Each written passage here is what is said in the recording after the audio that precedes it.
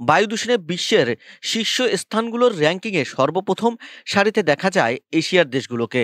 আরও স্পষ্টভাবে বললে দক্ষিণ এশিয়া। এই অঞ্চলের একাধিক মেগাসিটিকে সহজেই খুঁজে পাওয়া যায় দূষিত বাতাসের নগরীর তালিকায়। সর্বশেষ তথ্য অনুযায়ী শীর্ষ ৫ শহরের সবকটি এই অঞ্চলের। আন্তর্জাতিক বায়ুমান প্রযুক্তি প্রতিষ্ঠান আইকিউ এয়ারের তথ্য অনুযায়ী শুক্রবার ১৩ই ডিসেম্বর সকাল ১০টা ৫২ মিনিটে ঢাকার স্কোর ২৫৮, যা জনস্বাস্থ্যের জন্য খুবই অস্বাস্থ্যকর হিসেবে বিবেচিত। প্রতিবেদন লেখা পর্যন্ত দূষিত বাতাসের মানদণ্ডে ঢাকার অবস্থান দ্বিতীয়। তালিকার শীর্ষে অবস্থান করছে পাকিস্তানের শহর লাহোর, যার স্কোর ২৭১।